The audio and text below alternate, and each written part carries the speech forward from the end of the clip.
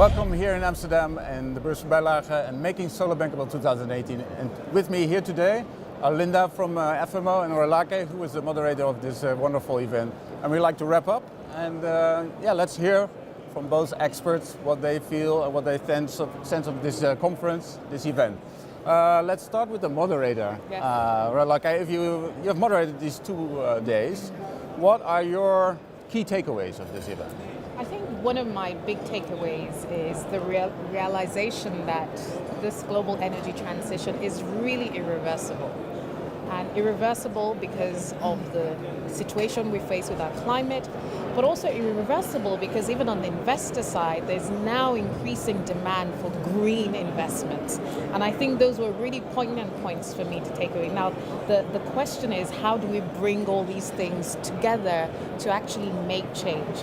And I think one of the things we really need to understand is individual market solutions need to be tailored for the specific market dynamics we see. And it was nice to see delegates from Africa, from Asia, from Latin America, who we learned best case study practices from.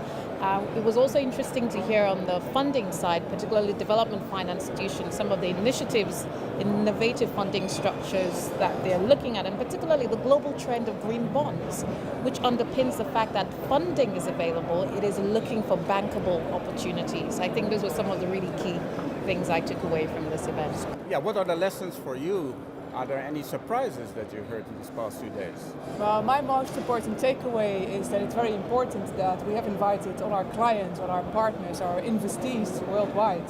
I got a lot of positive reactions that they said, well, we were really partnering with a lot of people here. We got a lot of new information. I started off this conference by saying that it's very important to understand what's going on. We need the knowledge. We need new partnerships, looking at public-private, cross-sectoral partnerships. Also, we need leadership to make change happen. And I saw it all happening here in the past 2 days. The second thing that I also noted very much, I also started my opening saying that the world is changing from local and linear to global and exponential. And I've seen it happening here. And we saw the examples. You saw the heated debate about Bitcoin and blockchain entering the energy sector. So the trends are really coming from different sectors, and you cannot focus on energy as a sector alone anymore. ICT, internet, all are entering the sector, and it's creating radical change. It's very interesting that you mentioned the exponential growth and also looking at the relationship with FMO. And when FMO entered the game of solar energy, you must experience an exponential growth and an attention for this topic within FMO. Very much, very much. So how are you going to deal with that in the near future? Because this kind of events with all those people of FMO here taking part, meeting all these people, how are you going to deal with that? Yeah, it is about bringing people together, which is extremely important. So we see that we need to create new partnerships. We're looking at venture capital, that is getting increasingly important. Blended finance, so we need new financing structures, but also new partnerships to cooperate. And we see, because of our global network and the way we work, we can bring together those partners, and together with yourselves also, with Solarplaza, we also see the opportunity to create these partnerships and fuel innovation or actually disruptive developments that are needed. If you see all this development, and there is so much money going into the market, as you already mentioned, like the green bonds, there seems to be no lack of capital. So what do you see as the major constraints then for the coming years to develop all this? Yeah, so there's a lot of capital available for climate finance as well, for development finance. It's just not getting to the right place. We talked a lot about Africa. We want to fuel that capital into Africa to find bankable solutions, and we still need more and better bankable solutions that are scalable and that are exponentially scalable to contribute to climate action, to reduce inequalities that we need to reduce. But the opportunities are there. It's just a matter of directing technology, people and partnerships in the right direction. If you take it to the practical level, like in your country, someone comes up with a great idea to get started and build a PV project. And then the next step, you hear stories about billions, but the practical issue is this guy or person or maybe even a female person would say, I want to build this 10 megawatt project. Yeah. Help me. Yeah, I mean, this is the eternal question, right? A good idea is one thing, but the bankability of that idea is another thing. I mean, apart from being moderator of this event, my day job is as head of energy at a local investment bank. So I'm helping companies raise capital.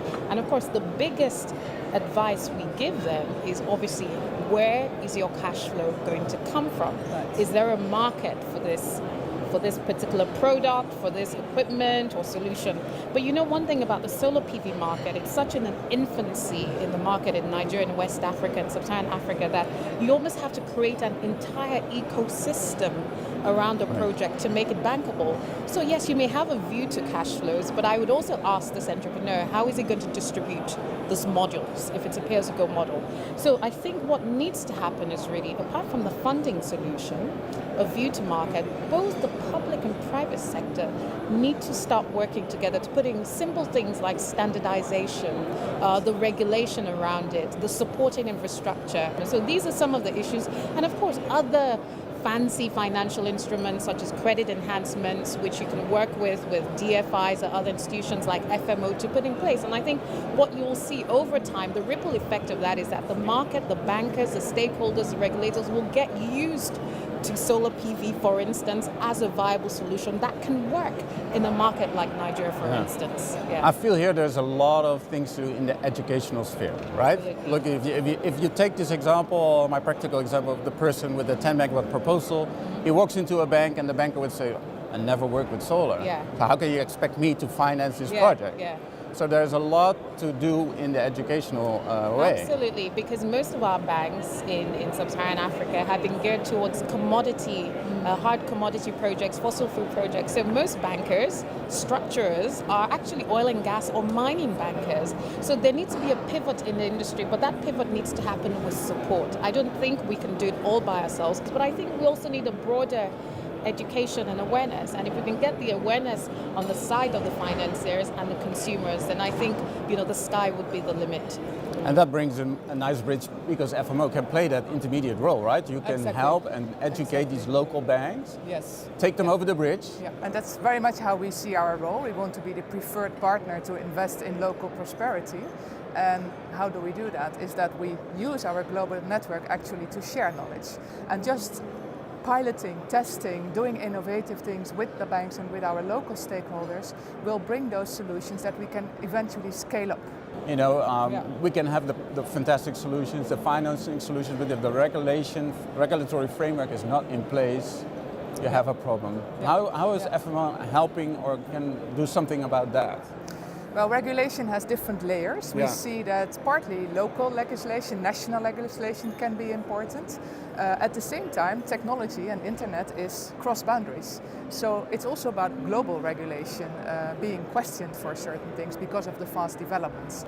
The development of legislation can take a long time and it needs to be flexible. So we also need to find ways how to look at learning by doing and creating the environment where we operate without hindering the developments too much. So let's assume there were people not attending, although we had a great crowd of more than 500 people, more than 1,200 meetings. What would you have say to people that were not here, and what are they going to miss?